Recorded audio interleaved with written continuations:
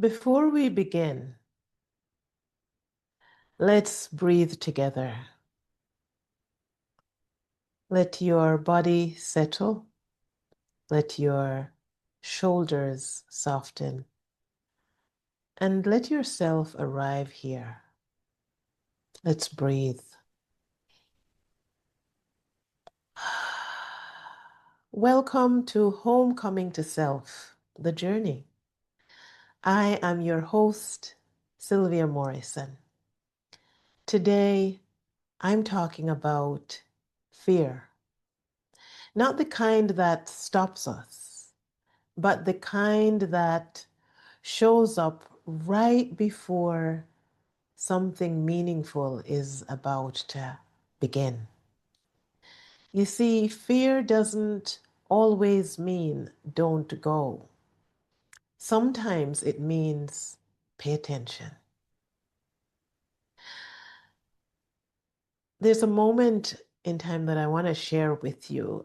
From childhood, I carried a quiet knowing inside me that one day I would travel to Africa.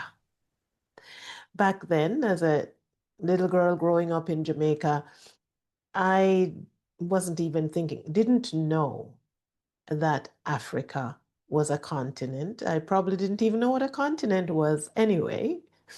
Um, but I knew Africa was a place. And I knew it was a place that my heart somehow felt like it belonged. So I kept thinking, I had that quiet dream in my heart. What I knew about Africa then was mainly that there are starving children in Africa. And somehow, I think there was a quiet determination, defiance in me that wanted to prove that I am an African child and there are not only starving children in Africa. Didn't know how I was going to do that. So, although I only knew about poverty, only heard about poverty or saw that on TV, I felt that I belonged somewhere in Africa.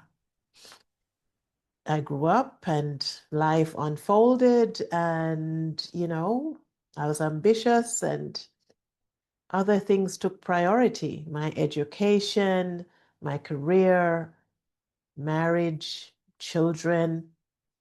The dream faded in the background as I pursued life as we are taught to pursue in society. Until at one point in this beautiful life that I had created, I was at a very low point in my life.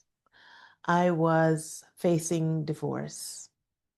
I was facing becoming a solo parent, which I never imagined could happen to me. Providing for two teenage children alone was not on any of the cards that I intended to play.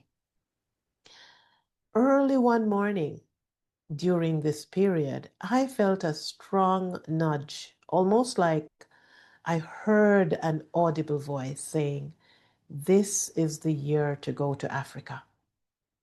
It surprised me. And at the same time, it felt like something I had been waiting to hear, something I had been waiting for permission to do. Honestly, financially, I was living paycheck to paycheck. And so I didn't know if I could do that. I didn't know where the money would come from. I didn't know if I could get time off from work to travel for 2 to 4 weeks. And I definitely could not risk losing my job. And yet, inside me, it felt as if I was already there. I could see the place. I could feel it. The knowing was immediate. The question wasn't if I would go, the question was how. And so a conversation started inside me, a conversation with fear. Fear arrived quickly and started asking and reminding me, you don't have the money, it said. You don't know anyone there. It's unsafe to travel alone.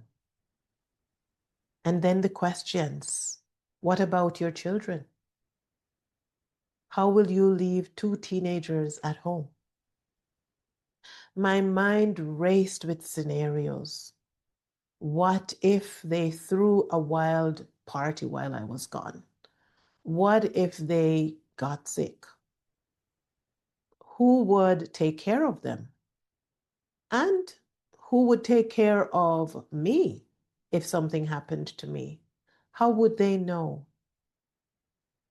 If something happened, if they were in trouble and I wasn't around, I imagined the judgment of some of our close friends or even relatives. I imagined the judgment, the criticism, being seen as reckless, not being forgiven if something went wrong. So for weeks, fear sounded alarms. Danger, danger, danger. Every time I considered how to make it happen, the alarms went off.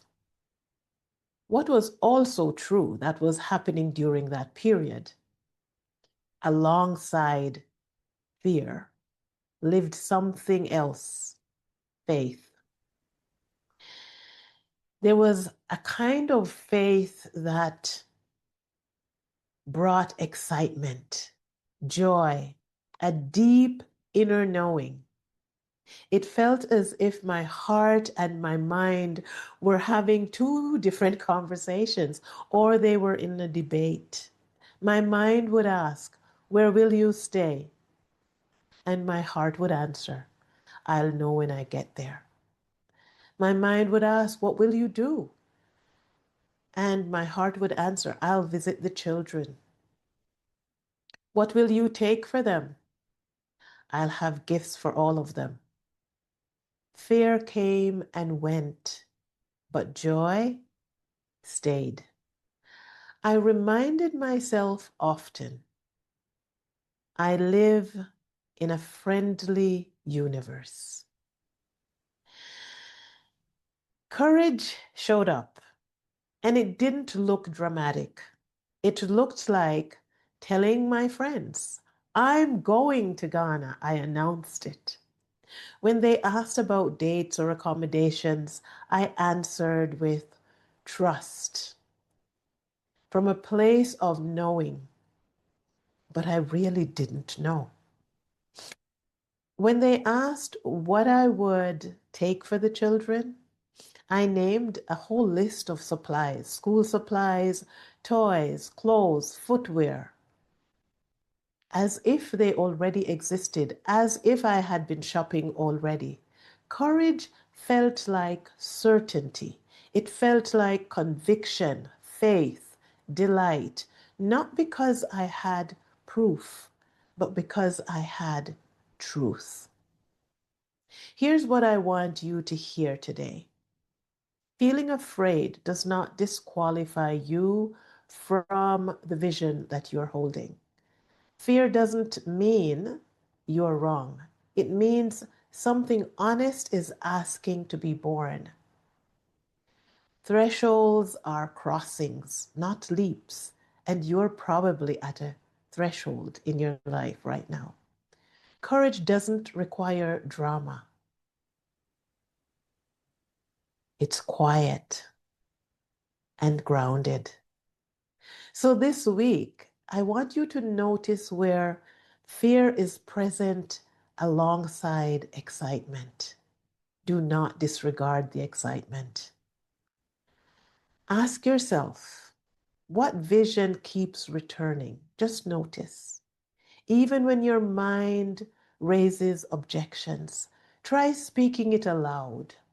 Once, without explaining. Twice, without justifying it. And let yourself hear your own truth. You are not reckless for listening to your calling. You're not irresponsible for wanting more.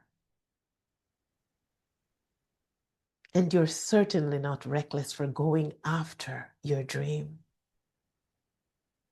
And sister, you're not late. So I want to say thank you for being here. This is Homecoming to Self, the journey. In our next episode, we'll explore what it means to belong. Belong without performing, proving, or pleasing. Until then, trust what you know. Trust the dream in your heart. Trust the enlivening feeling in your body that arrives when you think of that dream that is in your heart. And keep coming back. Keep coming home to yourself. This is Homecoming to Self, the journey. And I am Sylvia Morrison, your host. If something you heard stirred your heart, I invite you to join My Sister's Circle, a private Facebook community for midlife women. This is a sacred space in which we slow down, reconnect, and rebuild confidence in community.